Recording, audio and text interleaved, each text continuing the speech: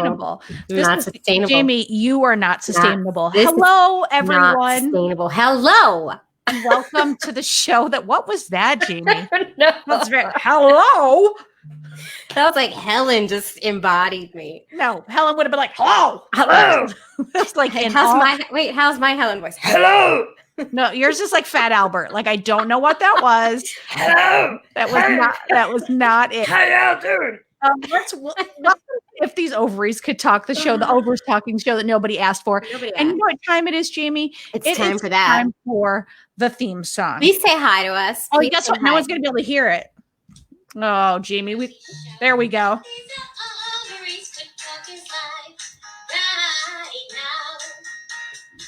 Oh, well, they heard some of it. Well, it's like I don't usually do the headphones. I'm taking. I don't understand. Okay, take the heads. It's COVID life. You all know this. I have construction happening above me, so there's loud thumping constantly. We just recorded an episode right before this, and the episode is going to be full of a hammer. I don't know. Hi, Rebecca. In the episode, I could not hear the hammering. Hi, Julie.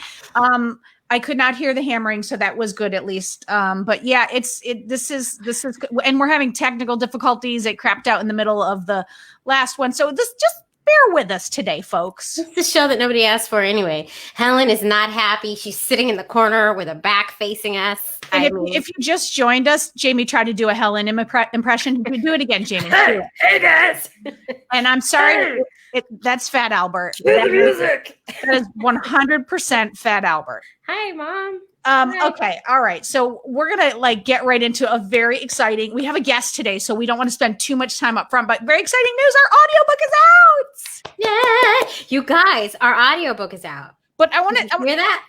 I want to say this. We are not telling everyone on the social media yet because we're getting our messaging together for that. And there's a code that we have that you can use if you are a first-time Audible person and you have never. Oh my God, Sue Kelton is trying to steal all of our listeners. I know. If you are a first-time Audible listener and you buy our book first, that is a good thing. So I'm going to give you this code in the social media. Be on the lookout for it. And then I think you can get it free if you're a first-time Audible person. I wonder if can you get more books free after that? That's what I want to know. I'm going to use our book to get Audible. They give you one to rope you in, and then after that, they want you to I already used mine, yeah. But you guys it's us reading it, so why wouldn't you? And it's us in all our forms. It's not it's not the most polished, but it's polished. Not true. You take that back right now. But it's very polished. It's delightful. It's well done. You take that back. It is good. Actually, I think it's very well done. I'm proud of us. Yes. Thank you, Jaimie. Considering we've never recorded one. I mean, come on. How hard can it be? It was a little bit hard, not going to lie, but we did. I want to tell you. So we I did the editing of it, and it was when it was approved yesterday, the things that came off my shoulders, because I was just like, they're going. He thought she was going to screw this up for us. Yeah, I'm we tried to save a buck. A lot of bucks. I'm like, they are going to. Yes, Sue Hilton, there's an app for the cell phone, for the cellular device. So you need to just download the Audible app and then get our book first. I love that she called it a cell phone. So I was really nervous it wasn't going to pass their QA, but it did, and it is out, and and you can listen to a sample of it too, which is so exciting. Right. Oh my God. We should have had Helen in the credits. I know, we should have put Helen in there. We didn't. This book is brought to you by No, now you're doing Fat Albert. You lost your Helen voice. Our guest who's in the waiting room right now is like, who is this Helen? What did I sign up for? All right, we have one topic. Hot topic. Thank you, Jaimie. That was me waiting for you to do it. And it's about, I think that this is a little bit of, preaching to the choir, but we need everybody to get their butt out there and vote. It's very scary stuff happening. You have the recording of I know we didn't put Helen in. Yeah, we missed that, but we need Rebecca. You need to be writing us in advance. You need to know what we're doing in advance. You need to just be psychic and know what's coming, and then let us know what we should have done. But I want to say, like, Jaimie and I were each going to talk about a reason why it's this election. I mean, there's all the obvious with Trump and everything, but like the insurance piece, having a daughter who just was in a car accident, and now we have to do tomorrow morning, she has to get an endoscopy for her stomach. And you said it, Rebecca. And I got a call on Wednesday. Now, mind you, we have insurance until Halloween, and then our insurance magically disappears. But don't worry about it. We're going to figure that out. But you can go on Cobra, right? With insurance, no, Cobra's like $8 million. I know. So what are you going to do? With insurance, the lady called me up and she goes, "Hi, yeah, I'm just calling to say like what your portion is going to be." And I was like, "Okay, this is going to be like, like $100 copay." And she said, and I'm not even kidding, she said, "Your portion is going to be $3,600." And she went like that. And all I did was go, "What?" That's with insurance. It's with insurance. I didn't even finish. And I was just like, and I made her for about 10 minutes. I made her like go through why and how in our country does an endoscopy, we're talking about a 15-minute thing where you run a camera down someone's throat, cost $7,000. And how have we gotten to a point with our medical system where this is what's happening to people? And we need to vote this administration out that is trying to take away any kind of healthcare that's helpful. that's my. Well, it's everything. It's everything. It's everything that we hold dear is on the line. I feel like, I mean, it's just insane. It's very scary. And the presidential debate is tonight. I forgot. I didn't think it was going to happen. I can't watch. I want to watch. I was planning. It's like watching a train wreck. It's awful. It hurts to watch, but I want to watch. And I just realized I just asked the sitter to stay late, so we're going to miss the beginning of it. And I'm kind of mad at myself, but it's very frustrating to watch. There was just another thing that happened in Texas too, which to me is another reason to vote. Sorry, I keep moving my desk. Another reason to vote in Texas, that they just changed a law so that now social workers do not have to care for disabled folks or LGBTQ people or people gender non-conforming or trans or anything like that. Yes, they can refuse to give them care. What they did is they removed some language that protected them. They removed that from whatever this statement was, which is a sneaky way of getting discrimination to pass. It's crazy. You're on the wrong side of history. Oh, we can't do 4 more years of this. I don't know. It's going to be a sad day if I didn't want to go there. Don't you finish that? I didn't. Oh, Rebecca, see, it's everybody's a mess. Yeah. It's all a mess. Yeah. But anyway, we wanted to say that one thing because we just feel so strongly about it, but we don't want to spend too much time on it because A, we have a fantastic guest, and B, it's the hella depressing when you start going down that rabbit hole of what could happen. Speaking of hella is a very Bay Area word, and we have a fellow San Franciscan as a guest. Love that. Oh, thank you, Julie. Look at that. Really? DM me, please. Thank you. That would be amazing. Help Robin out. She needs a little help. A fellow San Franciscan mom. He lives in San Bruno. How amazing. But we need to get him in. His name is Steve Disselhorst. She did it. I did. He's laughing, which means that we're not sure if she did it or not. That's Disselhorst. He's the author of the book Determined to be Dad, and we are so excited to have him here. Hey! Oh my God, that was awesome.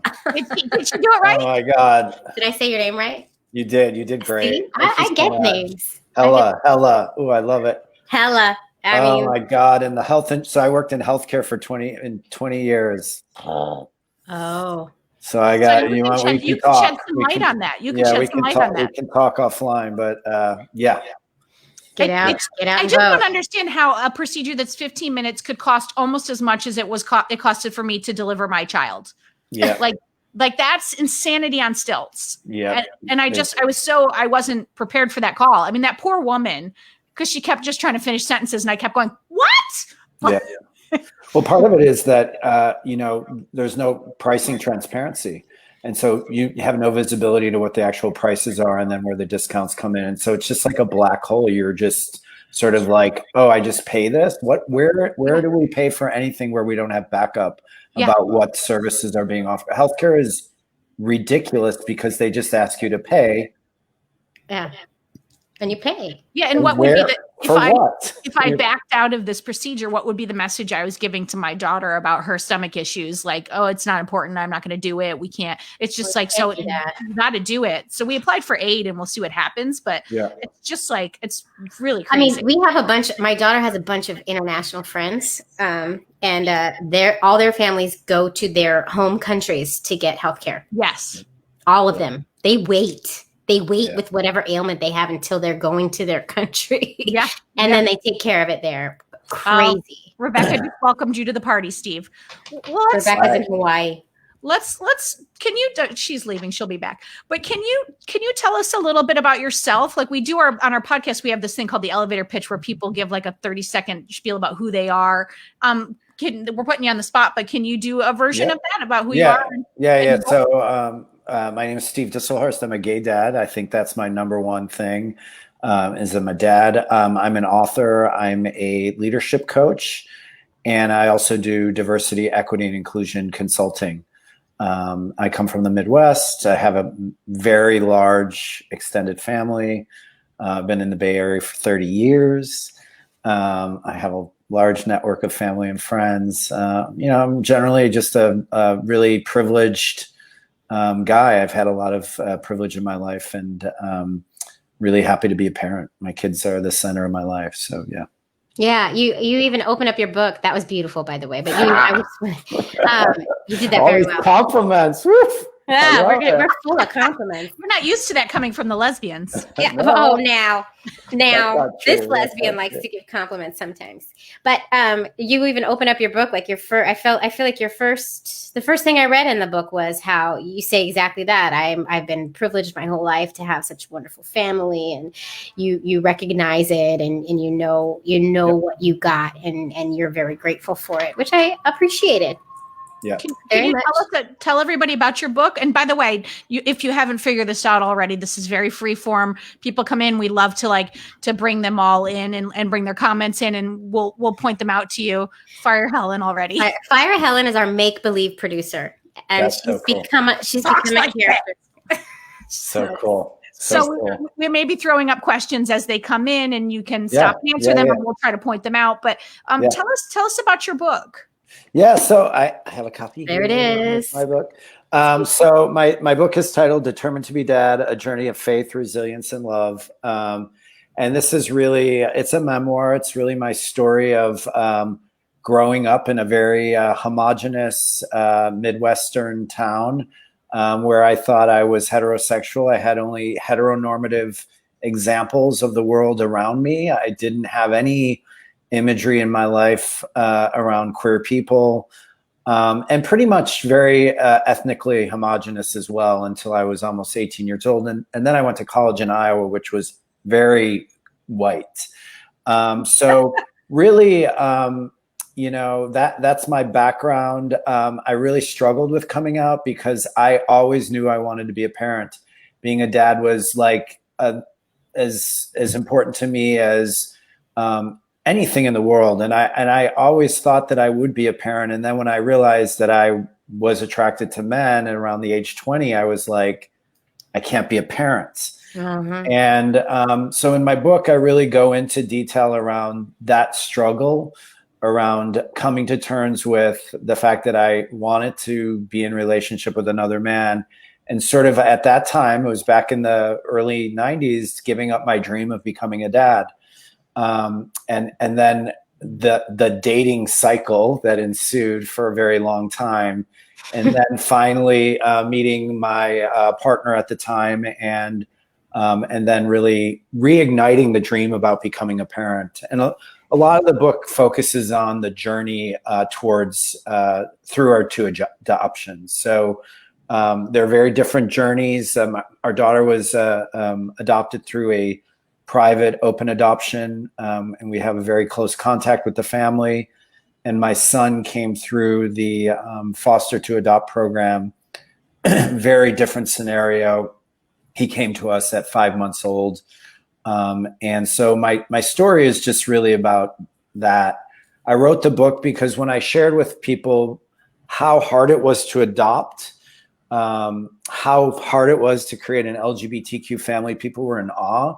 And I realized that I just wanted to make a bigger impact in the world. I wanted to give queer people, queer gay men, really hope that if this is a dream that they have, that they can pursue it. And we know in this country, in certain regions of this country, it's very much common, but we also know now in other parts of the world that it's still a dream. It's not reality.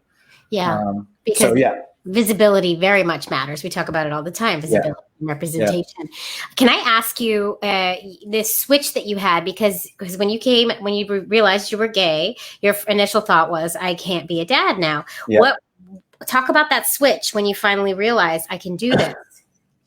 So it was sort of like, it was societal, and then it was also interpersonal, right? Like, so, I think for me, I always saw my being gay as a deficit, as many of us see our difference as being a deficit, and I experienced it that way. I also came out in the AIDS epidemic, and like it was a time before antivirals, and people were dying, and so thinking about men were dying and thinking about like wanting a family felt some ways selfish, and it felt like there was a survival atmosphere, especially as in major metropolitan areas where AIDS was such a big deal. It felt weird asking and wanting for more. So I think as antivirals came into use, as HIV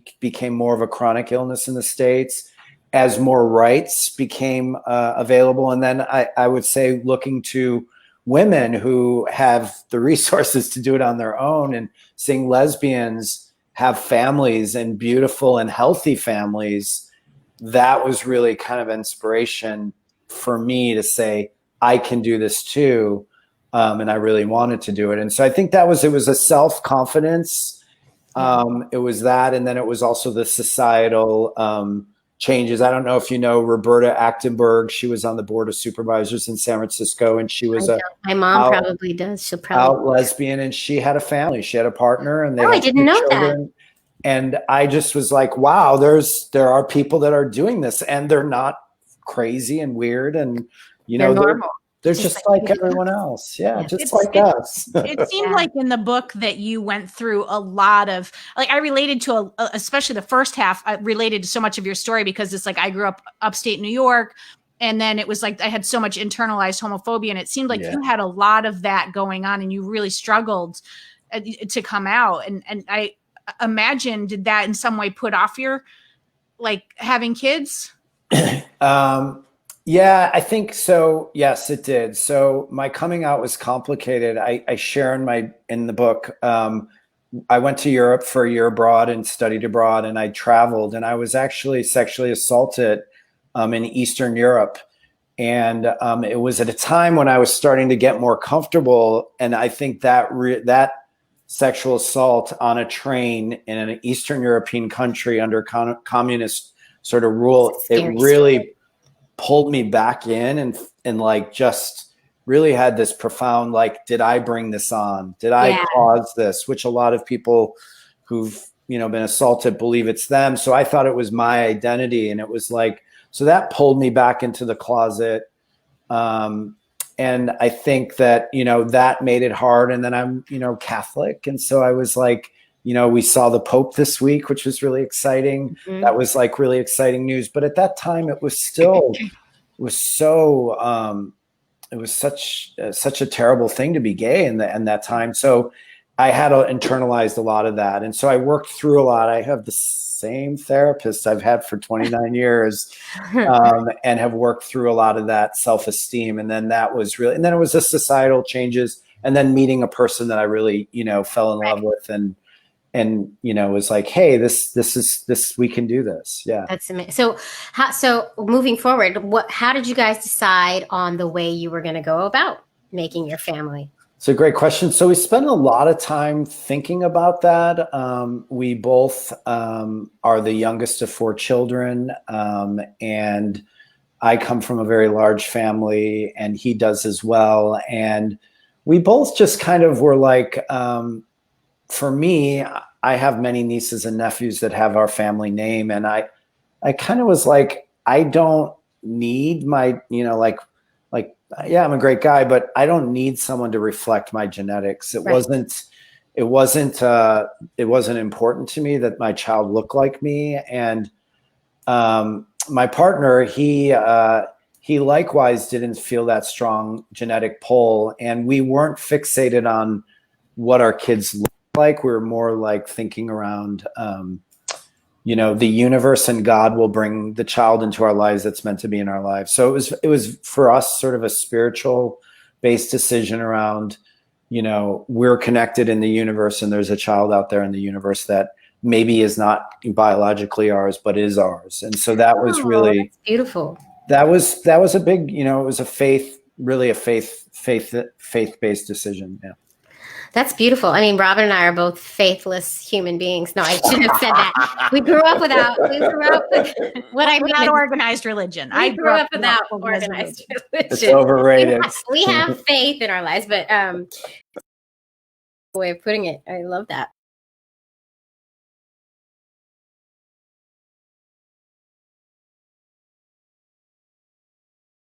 Donor and then a second donor for my son, but I tried really hard to get that same donor, and I think about that all the time, about the kid that was supposed to show up because that's the way that's supposed to work.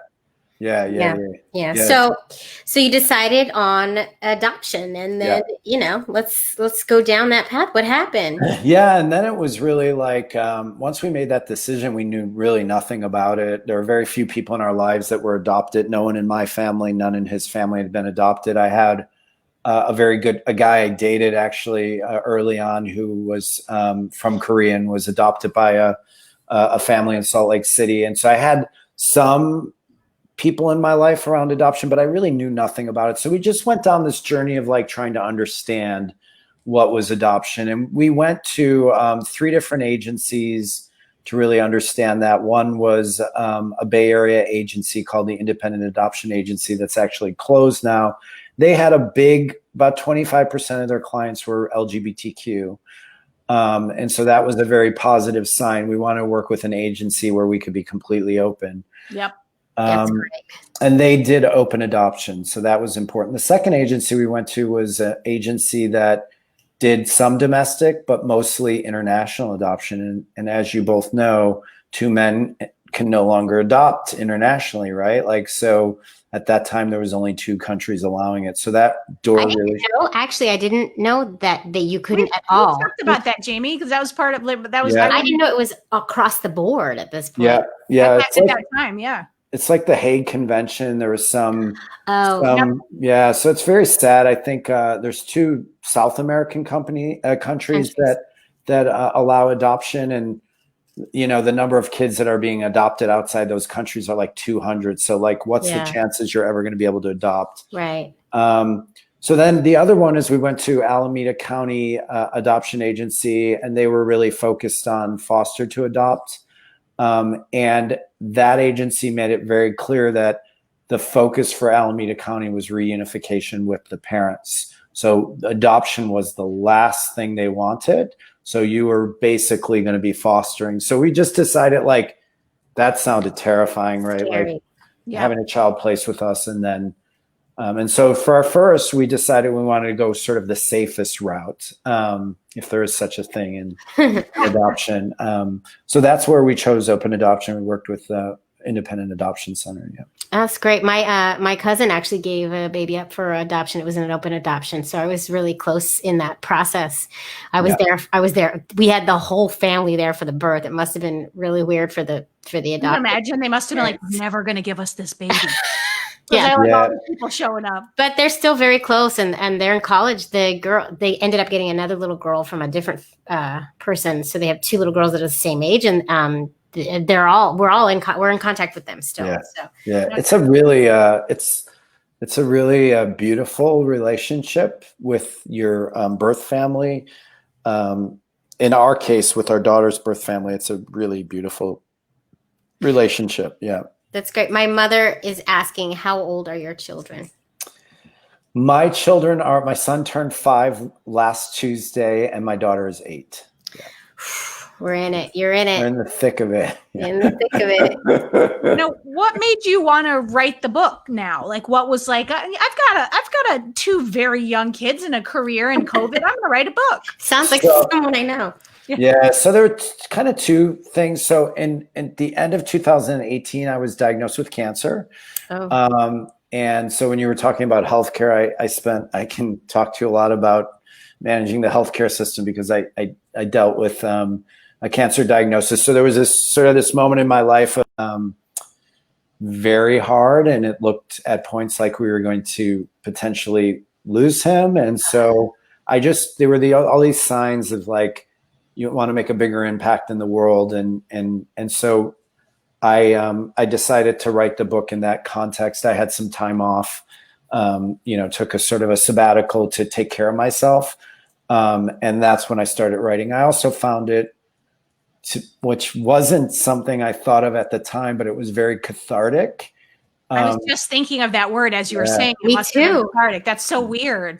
Yeah, it was super cathartic. I didn't know that I was holding all of that, like the stress of those two adoptions. Like they're hard. It's hard. There's so much uncertainty. I didn't realize it. And then when I started to write the stories, like they were trapped in my brain. They weren't even conscious. And then they started like, oh my God, we went through this. Right. Oh my God. Like it just came out on the page and I don't carry it anymore. So it's been sort of like it's been a cathartic experience. Yeah. I think it's a very important book, and I think it's a beautiful book. I love how you started out talking about, finding out you're gay and like that whole process, and then go into the family building. It's a well-rounded story for any gay person out there. You don't even have to be a gay person who's thinking of having a family. It's stories that need to be told.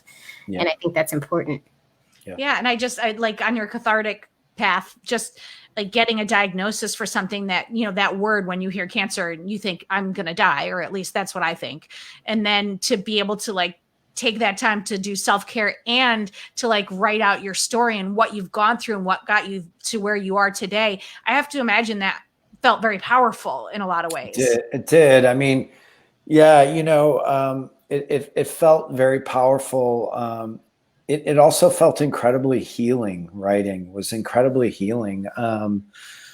And just sort of owning the narrative around your life and sharing the parts of your story that you really think are important, that other people can relate to. And that, I think in it, as you were talking earlier about the election, right? Like, we hear this like, but we have more in common than we have difference. So yeah, you're two women, lesbians, like people would say, oh, gay men and lesbians, like there's so much commonality. Yeah. Like I just am finding that, especially after becoming a parent, like there's just so much more in common that we have different. Mm-hmm. And so I share a lot about that in my book, just around, when we went to the Independent Adoption Center and we were considering working with them, many of the families that were there were heterosexual couples that were struggling with fertility, and it broke my heart. And I recall how some of these people were so in the closet about their fertility status that they would say, like, I remember clearly a woman who was like, every time I go to a family event, everyone asks me about when we're going to have a baby, and she lies because she was so ashamed that she couldn't get pregnant. It was like 5 years, and I thought, this is like when I figured out I was gay, I lied to people, and I was like sitting here going, you are in the closet about your fertility. There's no shame that needs. Yeah. It's your body. It's who you are. Yeah. And I just felt so like in communion with her, like in this amazing, like, I have so much in common with you. And so I think that that's what I try in the book, really try to get out, is these stories around connection, right? Mm-hmm. Yeah, I love that. And we talk about that, and we talk about it in our book too. And we talk about it on the podcast when we talk to people who have adopted or fostered to adopt or just fostered. Well, when you go to these adoption meetings, you have to go, you go to like meetings of other adoptive parents, and you meet them, and all this, workshops, all the straight people, what you finally realize, like you go there as a gay couple, excited to meet these other families because this is our first try, and this is our way to get a baby. This is so exciting. But a lot of the straight couples are coming there after having tried. This is their last rope. This is not the road they wanted to be on. Yeah. And so it's a very different, but I love that you're finding the commonality. And it's true. I never thought about that. It's like they're closeted out their infertility. Yeah. And the shame they have. Yeah. Totally. And like, and God, it's stress on the marriage, stress on like so many different things around like, what's wrong with me. And it was just really heartbreaking. I just have a lot of compassion for that, I wouldn't have, probably really understood that. By the way, I wasn't laughing at you, Steve. I was laughing at Jamie's mom. You can laugh at me anytime. Because Jamie's mom came in with interrupted service, and she needs to know if both kids are now adopted. Yes, that was hilarious. Yeah, they both are adopted. Yeah, so they're both adopted. They're not going anywhere except to school when they can. Well, please put them back in school. But on your to the point you were making, I think the straights could learn a lot from us gays because we've been through a lot. And we've overcome so much. So you hear that, straights? Yeah. No, if any of you are listening. Yeah, definitely. My mom. Well, can you tell people where they can get your book and where they can connect with you on the social media? Yeah. So my book is available on Amazon. It's Determined to Be Dad. You can also go to my website, Steve Disselhorst, DISSELHORST.com. Mm-hmm. There you go. And social media is my name, right? Like, so Instagram, Facebook, there's not a lot of me out there. Thank God I have one of those names. So I'm on Facebook at my name, stevedisselhorst.com, or for my book, Determined to Be Dad. Yeah. That's great. It's a really great book. It's a good read for anybody who, anybody. You don't have to begin. A great, it's like a journey with, so thank you for sharing it with the book. Yeah. Thank you for having me. You're the bomb. We're going to say goodbye to Steve. Thank you, Steve. Thank you. So fun. You guys are a hoots. Namaste. That's the best thing we've been called, Jaimie. Well, it's really a hoot. It's all that laundry on my bed over there that I forgot to move. It's clean. It's just not folded yet. Because we know this. I don't fold the laundry. God, Jaimie. Well, I'm not good at it. I'm not good at it. We can't have the great laundry debate again, Jaimie, because we have had it. We cleared it up. we had that debate. It's over. It's sitting there waiting for my wife to fold it. So we got to talk about our special sponsorships. We have BetterHelp and Mira. If you need online therapy, you should go to BetterHelp, go to our website and get some online therapy. We could all use it right now. And Mira Fertility, if you're thinking of starting a family, check it out. ovariestalk.com, and you're going to get 10% off the first month of BetterHelp, and you're going to get, I think it's like $25 off the starter kit for Mira. So, so go do that. Please go do that. Okay. Now, Jaimie, I put this up. Are you going to start another subject? I want to. I just have nothing else to talk about. I can't believe it. I don't know what to say. I think that this is what we need to do, is that we need to always schedule a podcast record right before the live stream, so you will be out of things to say and I can do my goodbye when I put up Usually I have so much to talk about. I mean, I don't even know. Yeah, I guess, Rebecca, you could come do my laundry. You go ahead. You come up here, go down to that laundry room. All right, everybody, vote. Go buy Steve Disselhorst. Good luck watching that dad debate tonight. Good luck with that. She's trying to end it, and here I go again. Good luck. Rebecca, don't you do that. We have to say goodbye. See, Rebecca has a habit now, too, and there's a terrible echo happening every time I talk, so we will say goodbye. But you guys go ahead and share stuff about the debate to us. I want to hear what your thoughts are. I can't. Yes. We got it. Yes. One for the road. Biden, Harris. All right, eggs. Ovaries out.